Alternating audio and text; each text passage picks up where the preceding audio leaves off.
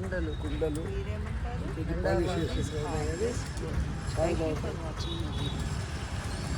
ఇలాంటి దాంట్లో పెరుగు తోడిస్తే బాటిల్స్ లోపల నీళ్లు కొంచెం ఇంకి ఈ లోపలికి గడ్డ పెరుగు వస్తుంది, మేగడ పెరుగు. అడుగుదామా? ఒకటి తీసుకుందాం. పెరుగు తోడుకు పెరుగు తోడు చేయొచ్చు. తలవాడి అంటే తలవాడి ఇది భలే ఉంది. ఇది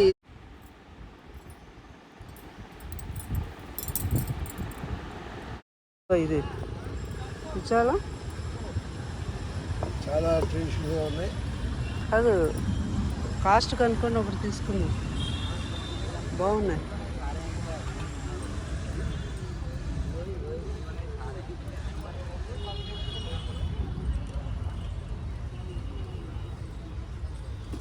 అంటే ఇప్పుడుండే వాతావరణానికి, ఇప్పుడుండే సమాజానికి కొంచెం పాలిష్గా ఉన్నాయి కానీ బట్ మట్టి కుండలే ఇవి. సో చూడండి, మట్టి కుండలే, ప్యూర్ మట్టి. కాకపోతే కొంచెం ఇది చేశారు, కొంచెం మోడర్న్ ఇచ్చేస్తారు అంతే. ఇది చాలా బాగుంది. దాన్ని అడుగుదాం. తరమడి అవన్నీ అంటారు. అది చాలా శ్రేష్టమైంది. మేము తీసుకుంటున్నాము. ఎంత చెప్పు, ఎంతకి ఇస్తుంది? 250 का है, 200 फाइनल। 150 को दे देना। नहीं दे देगा। 175। हाँ, एक ही रेट है। ఇది 200 కన్నా తగ్గను అంటున్నారు. మరి ఏమంటారు? 200 है इसलिए। 150 बोल रहे हैं। 150 175 को दे दो ना। अरे 175 200 फाइनल। ऐसा नहीं भैया, 50 रुपये कम करते हैं हम, ज़्यादा बोलते नहीं, ज़्यादा कम नहीं करना। अरे कैसा जी, अभी थोड़ी दिन बाद फिक्स प्राइस कर। కుండల్లో పెరుగు తోడేసుకున్నామంటే అది చాలా గట్టిగా వస్తుంది. ఎందుకు అలా గట్టిగా వస్తుందంటే ఆ వాటర్ అంతా కూడా ఈ కుండ ఏమోనో మట్టి పీల్చేసుకుంటుంది. అంటే గట్టిగా ఉండేది పెరుగుగా తయారవుతుంది అన్నమాట.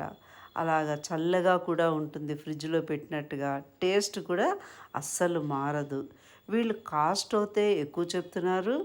మనం ఎంత బేరమాడినా కూడా విన్నారు కదా, వాళ్ళు అసలు తగ్గటం లేదు. ఎందుకంటే ఎండాకాలంలో అందరూ ఈ టైపు కొనడము నేను చూశాను ఇక్కడ.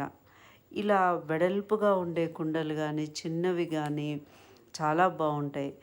ఈ పొలాలకు వెళ్ళే వాళ్ళు కానీ ఈ కుండల్లోనూ ఆ అన్నాన్ని పెట్టి తర్వాత కొంచెం పాలు, పెరుగు సగం సగంగా వేసి అందులో పచ్చిమిరపకాయ, వాము, ఇవన్నీ ఉల్లిపాయ, ఉప్పు ఇవన్నీ వేసి మూత పెట్టేసేవాళ్ళు.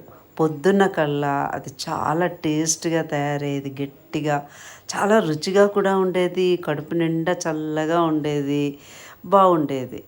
అలాంటివన్నీ తినడం వల్ల ఒంటికి చాలా ఆరోగ్యం.